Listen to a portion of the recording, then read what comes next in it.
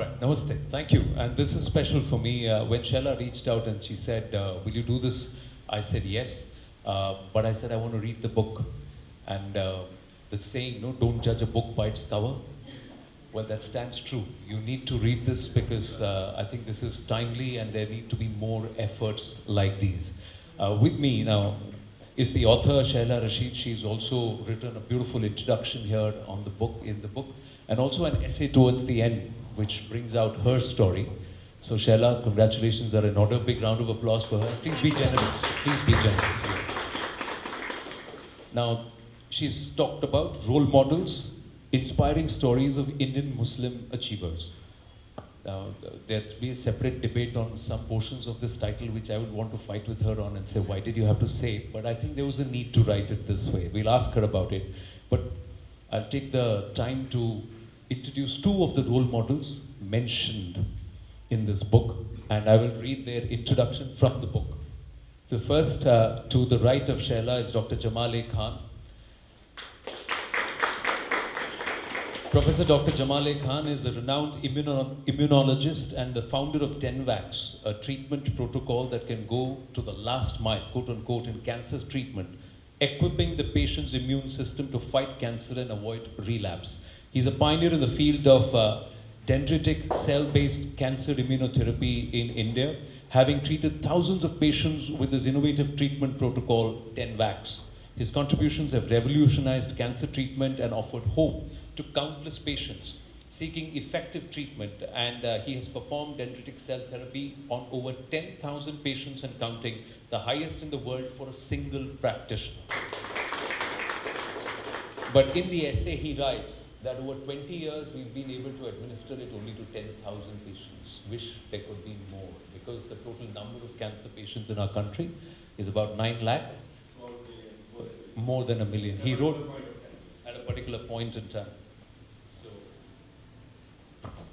That means I've read the portion of the book. Just trying to tell you that I have read. Yeah. Lieutenant General Syed Ata Hasnain, sitting to my left, a very prominent personality himself, and we oftentimes engage on my shows. And otherwise, General Saab, pleasure always. Now, he served as the Corps Commander of the 15th Corps in Jammu and Kashmir, a critical and challenging position overseeing military operations in the region.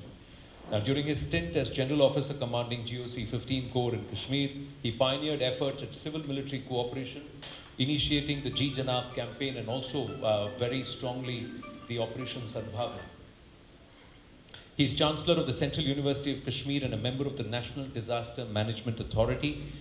Given his reputation to be a doer, it was not out of place with the PMO when it put him in charge of managing and coordinating the national perception during the rescue effort at the Silkyara Tunnel in 2023, and they did a phenomenal job in rescuing all those who were stuck there. So it's a combination of interviews with some essays penned by others, and of course she's put together their thoughts and collated it and then sent it back to them for their approval. And no word is out of place or something which the role models believe should not have been there. Shehla, correct?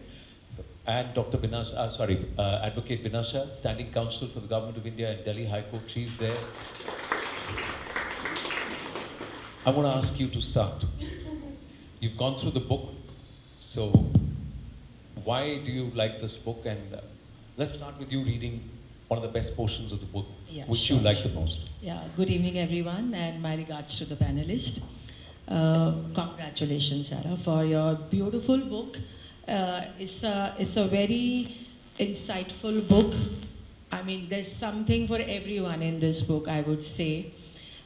She is a captivating read, you know. If you read, you just go through it.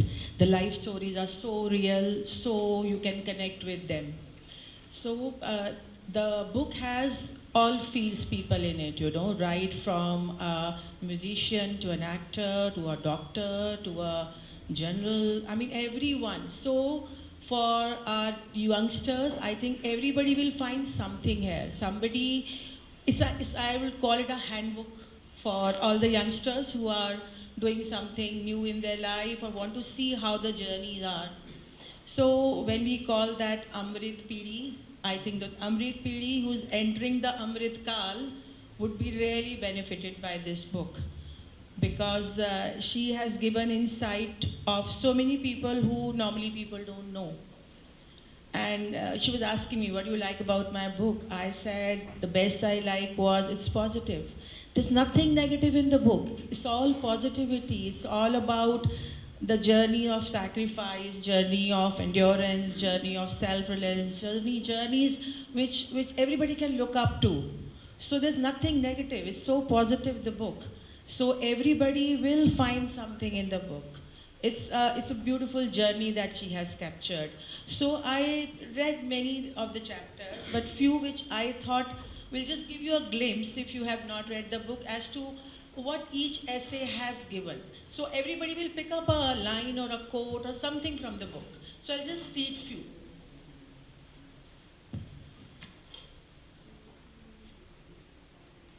This was about A.R. Rahmanji.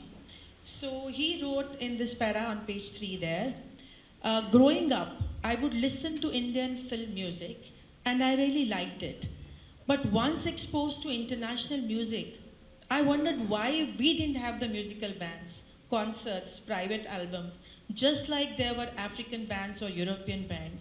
Except for ghazals or Qawwali's concert recordings on audio cassette, we did not have the concept of private albums.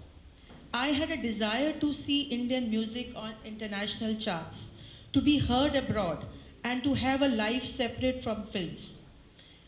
I went ahead and created what I felt needed to be created, high quality, original scores that younger people could relate to.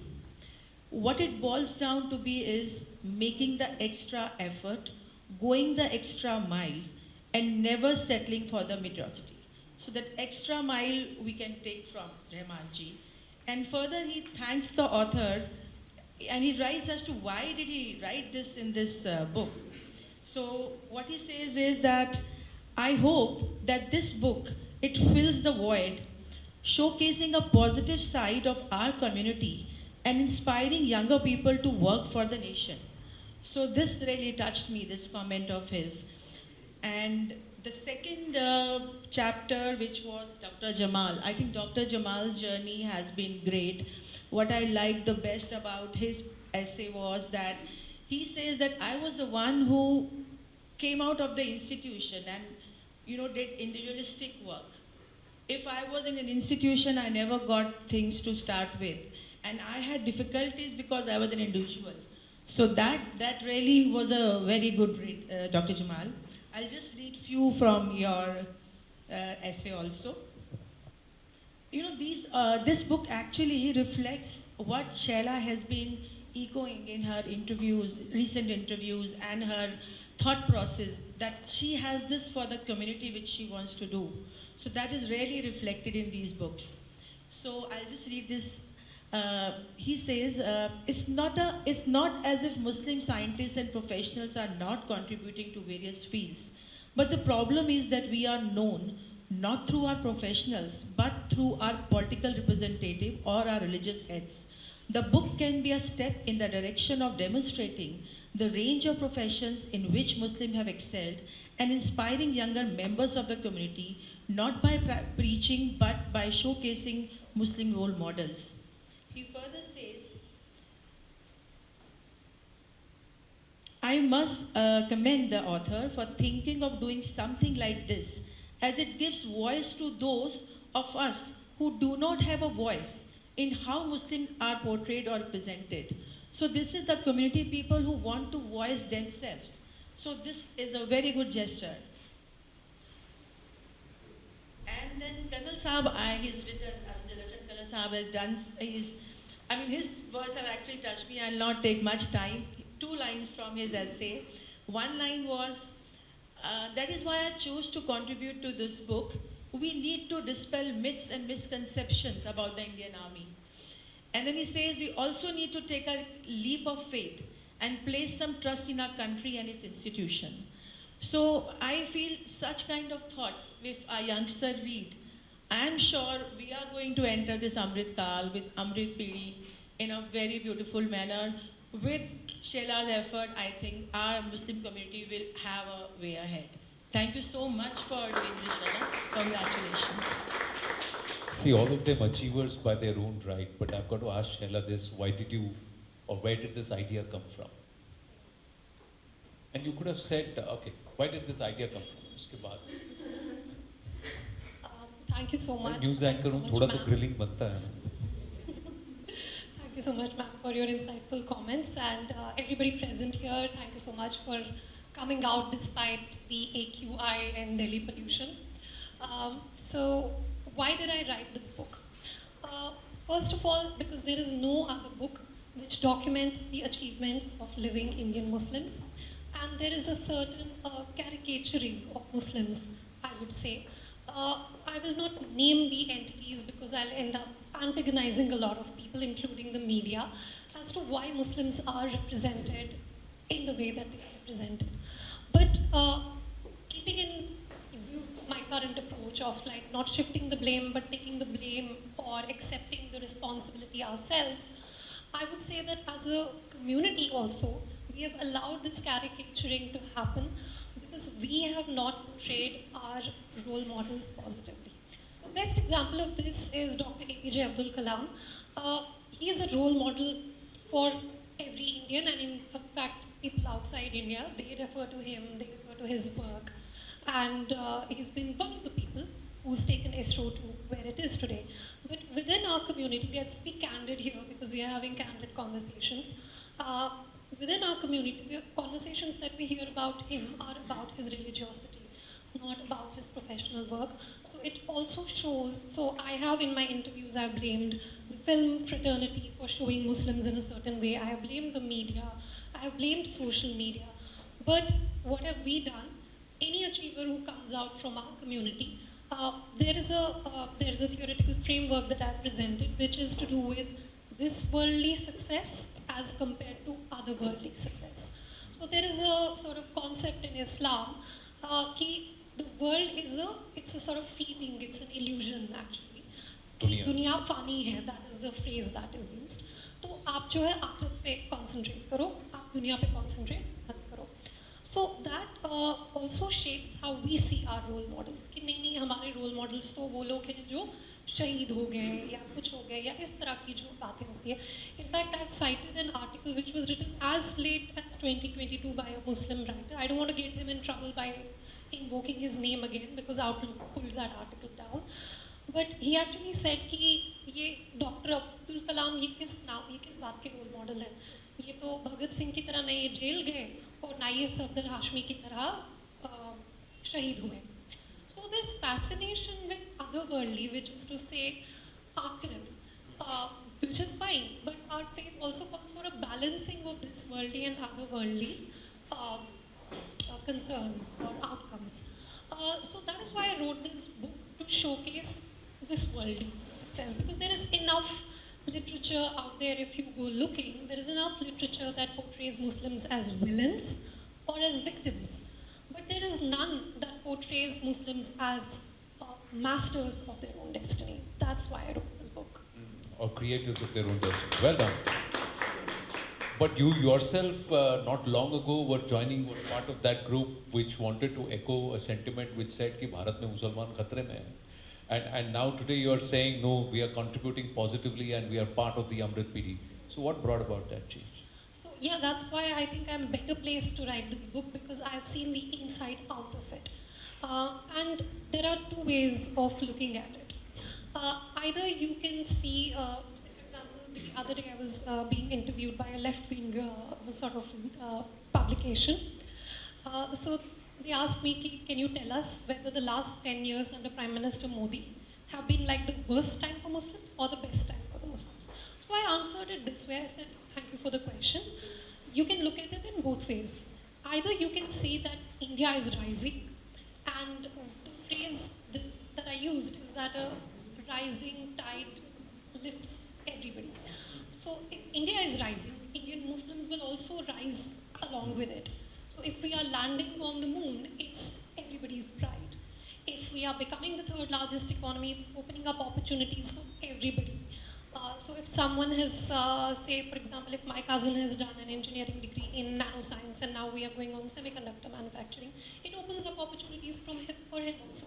So either you can look at it that way, that India is rising and Muslims are rising along with it.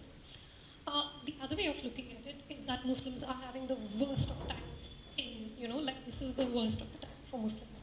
But even if that's your perspective, that's great, because we tend to do better in adversity. So all the role models, like they come from a certain lack. किसी के father की death हो गई, किसी का school drop out हो गया, कुछ हो गया, किसी को कोई personal injury हुई. In adversity, we tend to do our best. So even if I'm not trying to change anyone's perception here, because you can't do that. People have their perceptions set in stone. Right. Even if you think that you're being persecuted as a community, make that a fuel for your success. And here I use the concept of reference groups, which is also, role models is also a sociological concept, so is reference groups. We look at Kashmiri Pandits who lost everything that you can name, right? From their everything, social capital, home, everything. They did not complain. They did not go into any victim mentality, and they built up everything, they rebuilt rather everything from scratch. So we should learn from them. There are many such communities. So if that's the case, then don't you, that's another point which I wanted to ask on the title of the book. Had you said role models of inspiring stories of Indian achievers, why Indian Muslims? Because isn't that also othering? Shouldn't they be looked at role models? Lieutenant General Atta Hasnain has written the same thing, that we should be seen as role models for any Indian. And any Indian should look at yourself. And they are. So when you look at, since you've written Indian Muslims, when you look at non-Muslim achievers, should a Muslim look at them and say, oh, he's not a Muslim, so she or she is not a role model for me? Or a non-Muslim, should they look at someone like Dr. Jamal Khan or General Atta Hasnain, oh, they're Muslims, so they're not role models for me. That's not the concept, right? We want anybody and everybody who by the dint of their hard work have achieved should be role models for all Indians. Thank you so much for the question, because this is something that, really needs to be addressed. Although, I'm not getting this question from my readers, because when they are reading it, they get the message that, these people, they are Indian Muslims, they are proud Muslims, but they are Indians first. So the word Indian comes before the word Muslims. But we are Indian Muslims, and there is a so-called Muslim question about which... Shehla, I know we'll digress from the book, but that's where the thing is, that you don't call a Buddhist achiever Indian Buddhist, you don't call a Hindu achiever an Indian Hindu. It's not, There are books on Parsi achievers. There are actually books on Parsi achievers. Okay. Then let me answer this for you. Very late, much after we had discussed my part of the chapter, I realized the book should really not have been called role models. It should have been called national role models. If it was national role models, it changes the entire perception. Indian Muslim heroes, achievers as national role models. I wish I had advised you at that time, but maybe we'll have a reprint. Yeah, in the reprint, call it national role models. Well said, General Saab, well said. So that's the reason why, because sometimes in trying to do good or trying to highlight the achievements of those who are not talked about and who must be talked about, we tend to also classify and to contribute to this entire othering aspect. See, for me, my personal thought is that till the time minority and Muslims are seen together in this country, there will always be this victim game that will be played. 22 crores plus Muslims in our country and counting, and nicely, and perhaps the new census will have greater numbers. That makes them the second largest majority. They are perhaps far greater participants and contributors to this growth story than they are given due credit for. So that's the reason why I asked this question, and he's perhaps answered that brilliantly by saying, just say national role models. I'm just going to add one more line. We are also, while speaking to all Indians, we are also speaking in every chapter to our community. Correct. I see that. I see there is a that. need for that. I see that effort, and that should come in the essays. That's coming in beautifully by what Dr. Jamal Khan has written, Yes. what Hashmi ji has written, Osif ji has written, Sania Mirza has written. Because I do think we need to Salim address Saab in his forward has written. I'm going to end with that forward, but Dr. Saab, let me ask you this. Tough times don't last, tough people do.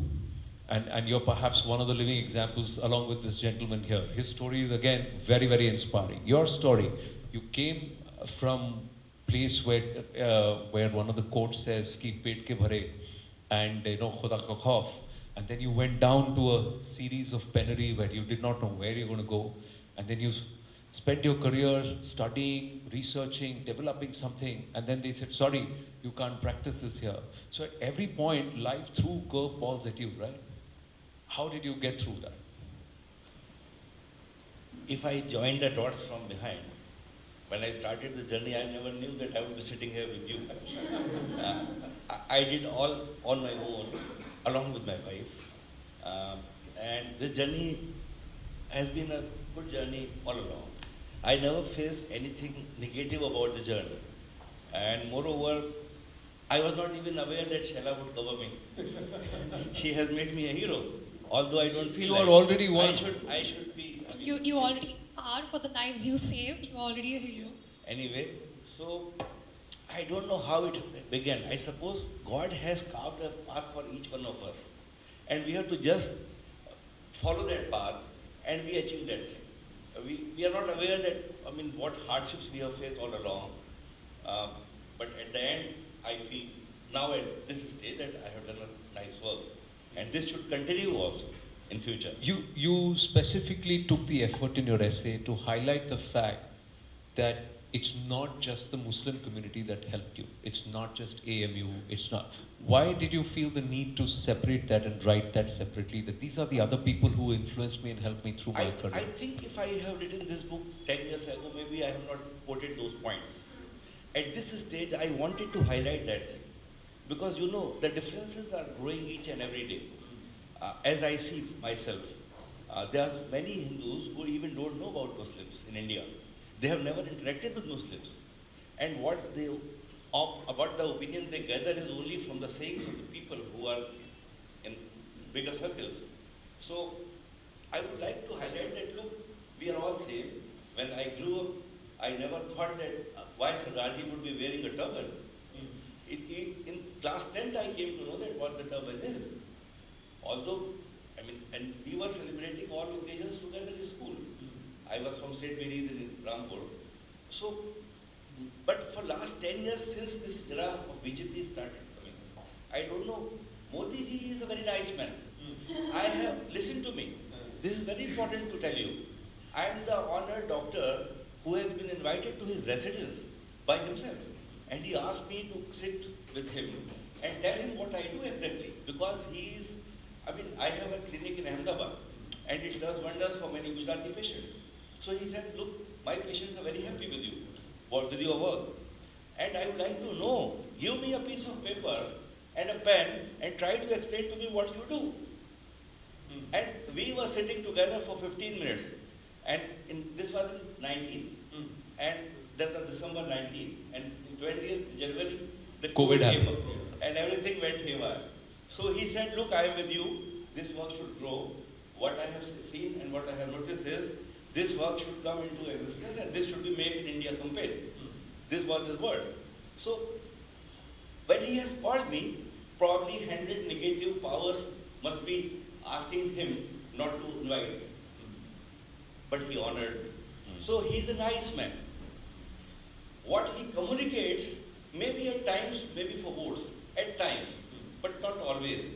I have nothing to see in his house which is overdone of Hinduism. It's just like a simple house. With flowers. No murti. Nothing. So, his ideas should percolate to the masses.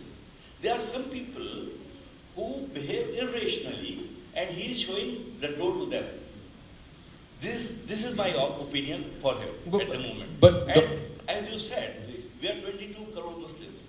The number is big enough. The Jews were not destroyed. There were few. So we need to understand that the power is 4 wheels. One wheel has to have proper everything with it. And the 4 wheels will go. Then only the country will prosper. You also write in your essay that you've traveled the world. And you say that Bharat mein Musalman khatar mein nahi hai. You write very clearly that this is the land which is safest and perhaps freedom has its true sense here. You see the neighboring countries we have with us. Pakistan, Bangladesh, you see how the situation is. They kill in mosques, Shia Sunni, Bangladeshis. So everything, there's a problem everywhere. I think this is the intrinsic fabric of our country, that we are all growing together. The thing should be that we should know each other. Correct. We should know that we are all same. I mean, I would be eating from the same plate. I would maybe a vegetarian. I would also be a Hindu who can be a non-vegetarian. There are so many non-vegetarians. So our living standards are same, our functions are same, our marriage ceremonies are almost same, our rituals of death are also same. We cry the way everyone cries. So we are all same. Thank you so much. True, and cancer doesn't choose by religion. Cancer, and whenever you see, I will tell you a small incident about that. I was treating a patient, because you know, I was recognized by Hindus as patients. Muslims will say, अरे ये कहाँ से आ गया? ये कहाँ से पैदा हो गया? ये अलीगढ़ से आया, ये क्या धोखा दे रहा है क्या? Because Muslims by themselves are feeling inferior among the crowd. So one day I found out a patient sitting, Maulana sitting, and asking a Panditji about me, how I perform. I was surprised. I said, this is the India. This is India. Fantastic, phenomenal. Another round of conversations. There's so much more to speak on. Now, sitting to my left is a gentleman who, in his young age, had a career-threatening knee injury, and then battle support weapons. 3 years. The way he's trained himself, and to the level that he rose. At any point in time, General Saab, and your father Joe, salute to him also. That's another story to talk about. So it's like I can do a 2-hour podcast just talking history and family with General Atasnem. At any point in time, did they ever tell you, you can't grow because you're a Muslim? Or did they turn around and tell you, you will grow if you're good enough? Thank you for that question, first of all. Let me put it in a very, very different way. Anecdotally, that may make it more interesting. 7 days ago, I was in Ahmedabad, speaking at a very large seminar on disaster management. It was an international seminar, 14 countries there. There was a contingent from the UAE, from Abu Dhabi, Dubai, were there, present. I was presiding over the entire seminar, being a member of the National Disaster Management Authority, and a lot of discussion was going on various disasters like the Silkyara Tunnel, etc. And this thing was emerging that I had given leadership at different times to these incidents. The UAE officers were surprised. In the coffee break, they came to me and said, "You are a Muslim?" I said, "Yes. Why? Any problem about my being a Muslim?" He said, "No, but a Muslim in India in this position that you are." I said, "Not only this, I've commanded the army in Kashmir." Right? They were shocked. They were surprised. You see, this aspect of misconception which you spoke about, ma'am, from that chapter which I have written. Another anecdote, let me explain to you. Modi Saab ke saath, Zafar Sareshwala, who's linked to them, came to me and said, "General Saab, can you join me in coming and speaking at different locations to Indian Muslims, motivating them to join the armed forces?" I said, "Wonderful, this is something which I'd love to do." So we went around all over the country, conveying this message. At one madrasa in Ghaziabad, I spoke there, and I spoke for 15 minutes. You know, I was introduced as a general from the Indian Army, a Muslim, and this, that. They all listened to me in rapt attention. Ultimately, one person got up at the end and said, "Aap kya general ho?" I said, "Haan bhai, koi shak hai?" कहते नहीं, किस फौज के? I mean, in other words, he thought I was from the Pakistan army. Because he said कि भारत के फौज में तो मुसलमान होता नहीं है. You see, this is the misperception, the misconception in India.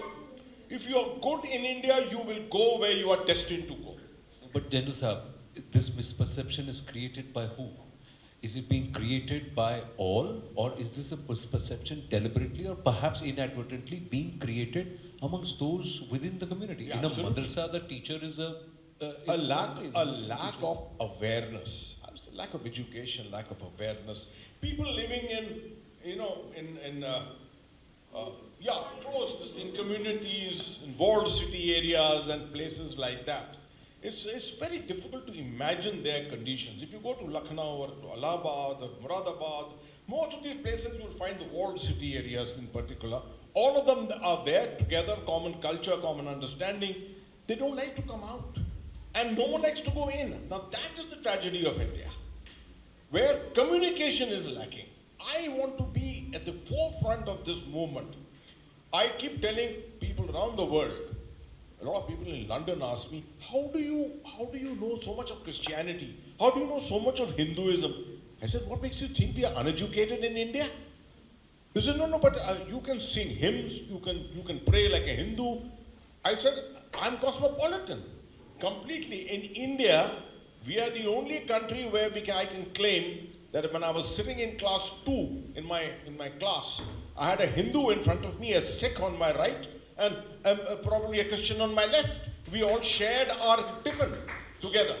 How many people in the world have shared that tiffin with 4 different communities? True. That makes us different. Okay, I'm just going to quickly read another role model and part of the essay that this role model has written, and then I'll tell you who's written this. When we ask a girl child what she wants to be, she's likely to say something very ambitious. However, as we grow up, we face things like societal stigma, body shaming, discouragement from participating in sports, etc. All this erodes our self-belief and confidence in our own abilities. While this may be true all over the world, it is a little more prevalent among our Muslim community. So my message to girl children is to have the confidence in their abilities and never think of themselves any lesser than boys. However, self-belief alone is not enough. It is only the first ingredient of success, and it must be accompanied by hard work and perseverance. My message to parents is to allow girls to study and let them do whatever they want, be it metallurgical engineering or basketball. In all fields, girls are outperforming boys. I want to tell Indian parents, including Muslim parents, to have faith in their girls and let them rise and shine. Their success is India's success. So this is just a short passage. This is Nigar Shaji. This is Nigar Shaji. Nigar Shaji. She works at ISRO, and I'm sure many of us don't know about her, like until you read the book. Okay. Let me just read. Her Nigar introduction, Shaji yeah. works at the ISRO as program director and is currently responsible for all the low Earth orbit LEO spacecraft as well as all interplanetary missions, including the famous Chandrayaan-3 mission. She is also the project director of ISRO's Aditya L1 Solar Exploration Mission. She was formerly the associate professor, project director at ResourceSat 2A, and prior to that, the division head of telemetry subsystem realization at the U.R. Rao Satellite Center. An electronics and communications engineer, she's distinguished herself by developing various modules indigenously at ISRO at a time when India was facing import embargoes. May I just add one thing? I'd like to speak on behalf of the Kashmiri community. I find some Kashmiris here, some sitting here, right? On behalf of the Kashmiri community. This aspect you just spoken about the girl child, about women, about gender sensitivity. I don't think any other state, any other community of people can really boast of this aspect. You find the best sportswomen today in combat sports coming out of Kashmir. Any game you see, and you see the girl child in Kashmir is at the forefront. Anywhere in the world where India is being represented in these sports, it is always the girl child. And so that is something amazing about the state of Kashmir. True. And it's how much of it, Beena Shaji, I'm going to ask you this. How much of it is about education? What kind of education is given? And how much emphasis on education is laid? Because Shehla spoke about Kashmiri Pandits. One of the things with the Kashmiri Pandits is anything else is negotiable. What's non-negotiable is education. Padhna hai. Jo bhi hai, aapko padhna hai. I'm like, how much of that is important? And since we're talking about the Indian Muslim community, how much of that is important? I think education is the base of it. I think everything starts from there. All these journeys would not have been there if there was no education. They got educated and they were trying to strive further, so it started from education. So without it, I don't think anything is possible. Education is what will make you open, what will make you see the world, what will make you be more rational, probably. If you are not educated and you are not given education, you will be in the closet, as he said. You will not come out. So education is the base. Were you ever deterred from, and how much do parents, their conviction matter? Parents, their conviction in their child, be it the male child or the girl child, how much does that have, an impact on how much a girl studies or a child studies? Yeah, if the parents don't encourage them, it will be difficult. Parents do play a very important role in this. So yes, education, that's what they say now, you educate one woman, you educate the entire family, because she is the one who's going to have children and do that. So parents, yes, they play a very important role. She's written that in her introduction also, Shehla. How important is that? So one of the things which you reminded me of and which I'd like to boast about is the gender balance in my book. I think there are like 14, 15 people in this book, and about half of them are women. And so my book also does a really good job of busting stereotypes about Muslim women, because again, I'll come back to the caricaturing of Muslim women as, being behind burqas and all of that. And of course, we know that that is a statistical reality. But at the same time, we also need to showcase these women, and I've tried my best to get women from fields as diverse as possible, from film, from sports, from space science, from policy analysis. Well, if you are planning a second edition or a continuation, I'll give you 10 other names that should have been here of women who've done phenomenally well, No, yeah. I actually had a long list, and I had to approach people, and these people can testify how much I had to, badger them in order to, sir, reply कीजिए email का, sir, मैंने आपको भेजा है, sir, आप इसको respond कीजिए. What was your first thought, Dr. Saab? Let's just quickly get this out. When she first reached out, sorry, ये कौन है? When Shehla asked me to speak about myself, she said that she may be coining some chapter in a book. So I said, you need to have patience with me. And she showed a lot of patience, which she has no patience there. But she showed a lot of patience. She was there with me for probably 3-4 times, and every time 2-3 hours. And then she started, I think, recording the conversation at that time. So that's how we, and I was not very sure. I told her, if I would have written myself about it, maybe I would have written very poorly about myself. So She has coined me in such a nice way. I can't explain. I'm so thankful to her. This would be for generations to come. Thank you, sir. Thank you for being a part of this project. So many. Who was the toughest to get? The toughest to get. Question answer form must be Between the two of them sitting here on the stage, who was tougher to get? General Saab. But why? Because he has no time. So the problem with, like, when you're picking out the top 15 people in any field or top 30 or whatever, is that they won't have time for your project because they are busy in their projects. So this is my project, so I have to badger them, like, to respond. And during, like, there's a point at which, like, my sister, she is present in the audience, she'll know, like, at one point I started discussing with her, what if it doesn't materialize because I'm not getting the NOCs, and Penguin, has a very strict system that, no, you need NOCs from all these people, and you need their consent forms, and it's very technical actually getting this kind of a book out. There's a time when it actually started looking impossible, and I'm grateful to all the people who agreed to be part of this, because I was also approaching, say, Shah Rukh Khan, Irfan Pathan, all these people who, youth are generally familiar with. You need to save some for the second edition also. Second edition, inshallah, yes. Second, volume 2 of this book. But let me ask you, introduction भी लिखा है, अपना एक ऐसे भी लिखा है, इतना क्यों अपने बारे में लिखा, book भी आपने लिखी है, ऐसा क्यों किया? Well, because I think that there was a need to contextualize the discussions.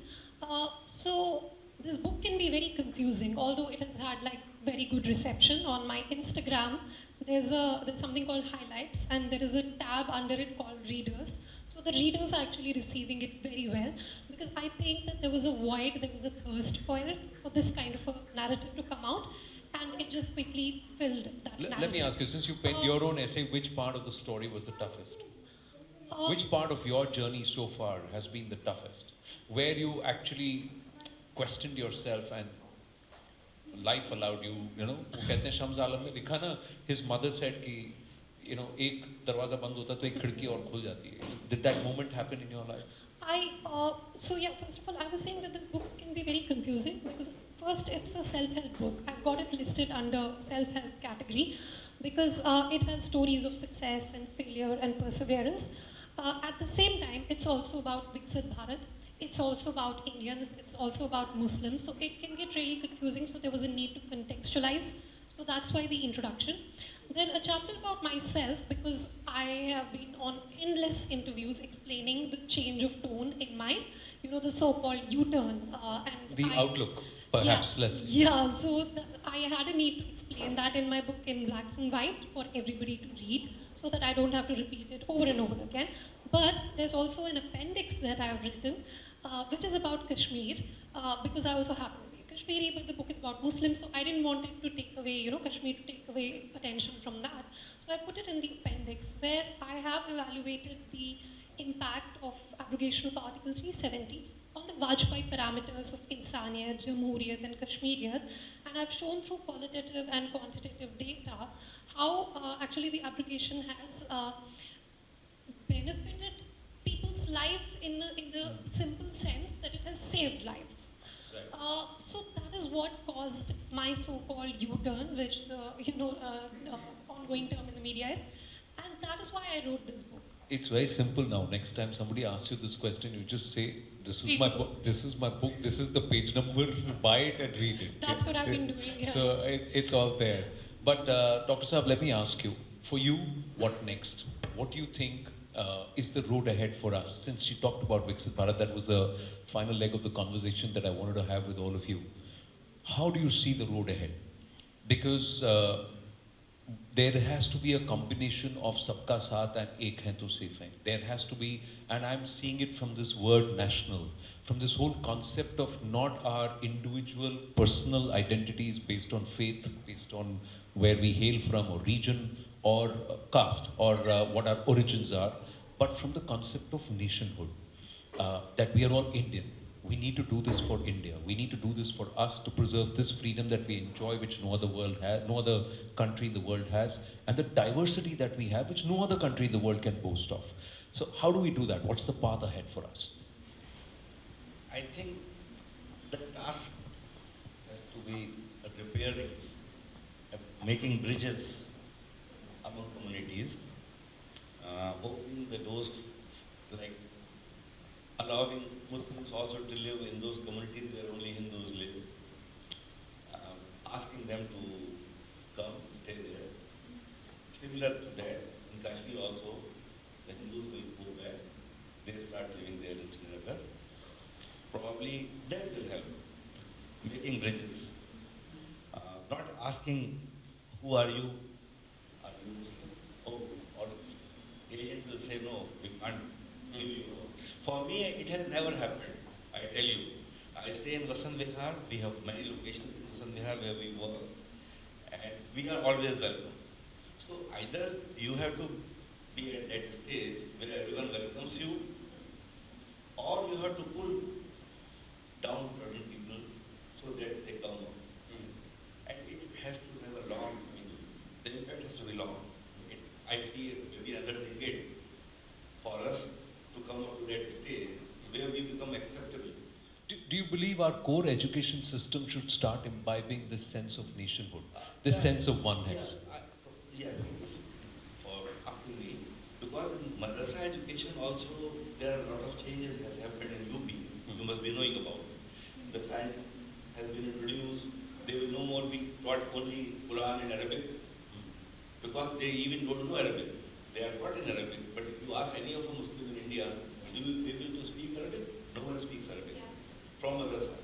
But just they cram Quran, what we call, हमें याद करना है कुरान, हिफ्स करना है, हिफ्स की बात करते हैं, and the whole period of their youth goes to hips.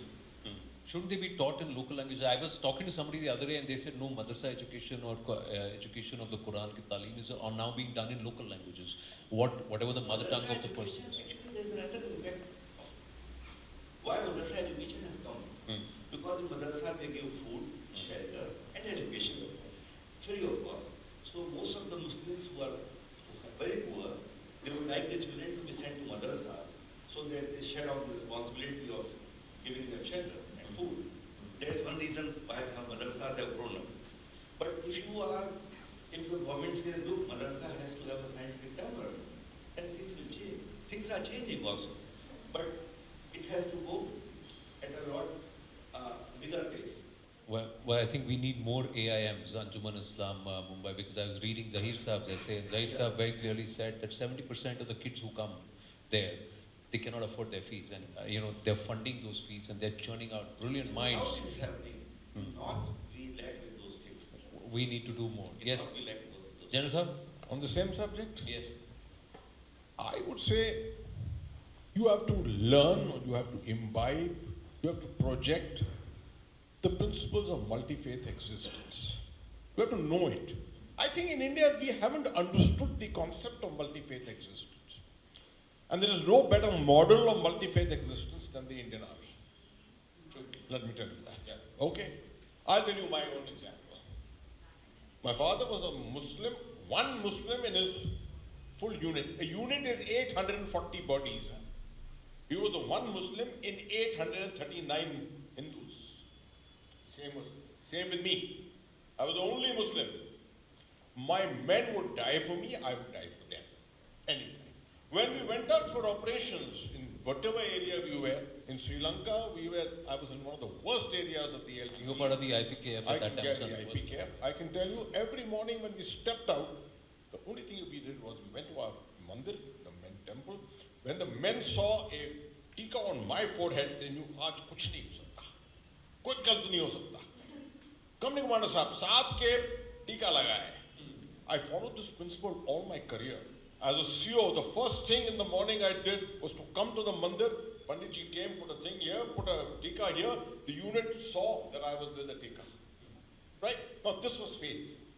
The same thing I can tell you, I was in Punch when a Muslim company from a grenadier unit came to relieve my company. And in the morning, 3-4 days we stayed together. This company commander was a Hindu, Chauhan. He had 127 Muslim boys, he was the only Hindu.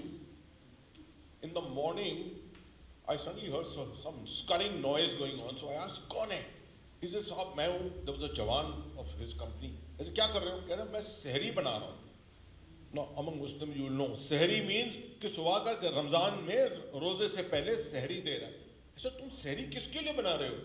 कहते साहब company commander साहब. मैं कहा, ये तो हिंदू है, चौहान. कहते साहब क्या बात कर रहे हो, ये तो सबसे बड़ा मुसलमान है. सबसे बड़ा मुसलमान ये है, 5 नमाज पढ़ता है हमारे साथ, 30 रोजे रखता है. Now you see, this is the concept which the Indian Armed Forces have always followed. Under this one roof, you will find all the 4 or 5 faiths together. General Satish Dua from the Jammu Kashmir Light Infantry, his son got married. He made sure that all 4 faiths were there that day, reading, giving out their different prayers. That's the concept in his regiment. It was amazing that if this country could follow its army, I can assure you there will never be a problem in this country. For that, one of the next tasks that you have to do is that make national service compulsory for everyone for 2 years. The moment you do that, then the concept of service comes, whether it is community service or be it in the armed forces, whether that happens. So because many nations have done that, because that develops a concept of nationhood. You've got to do everything what everybody does. We are too large for that. And I mean, our footprint, if it has to be a military footprint for everyone to come in, you'll need an army of 3 like or 4 I said, million. it's not the aspect of a military footprint, but from a larger concept of community service, societal service. So national services, even if you volunteer for Swachh Bharat mission for one whole year, that becomes community service. You volunteer with outfits like Denvax, which is trying to provide palliative care to those who are going through chemotherapy. That's also national service, because you're going out and serving people of your country, and you're seeing people who are suffering, and then you realize that this is what I need for my country to not suffer. So that's a larger concept. Bina Shahji, your thoughts on what is it that's going to help us become a Viksit Bharat by 2047? How is it that we can achieve it? Yeah. I think all role models have said. I think every role model has ended with Viksit Bharat. So if all of them read by further, I think we achieve it. These role models are going to do the job, I'm sure. True.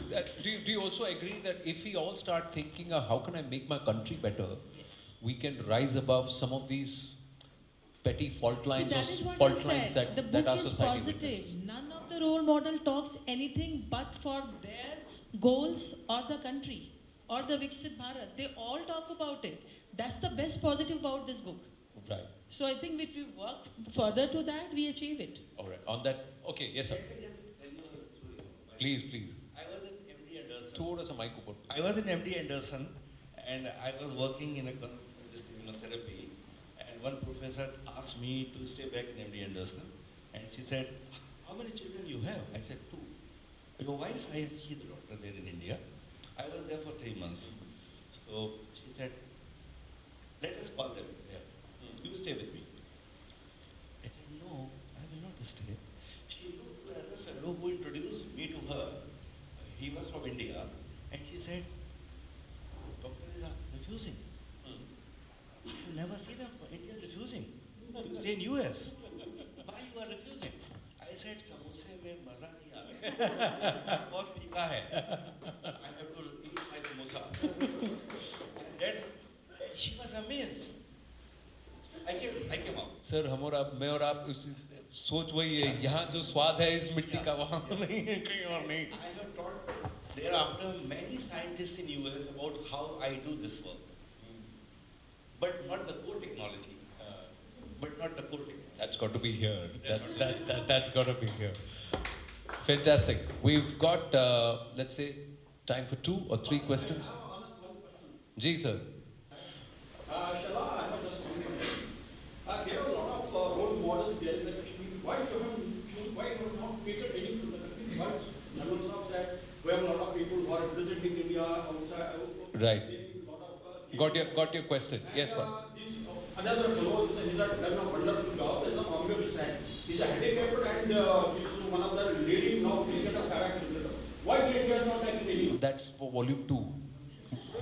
No, actually, thank you for the question, Farooq sir. Basically, if I wanted to do a series on Kashmiri achievers, I think I would end up with 6 volumes, and I'm not saying that that's not in the pipeline. Oh, okay. So you're going to do one specially for Jammu and Kashmir. तो फिर आप जम्मू कश्मीर शुरू करो, फिर उत्तर प्रदेश करना पड़ेगा, फिर आपको गुजरात करना पड़ेगा, हर स्टेट फिर तो 28 किताबें, फिर किताबें लिख के नहीं आप. Dr. Shashi Tharoor की तरह. All right. Any other questions?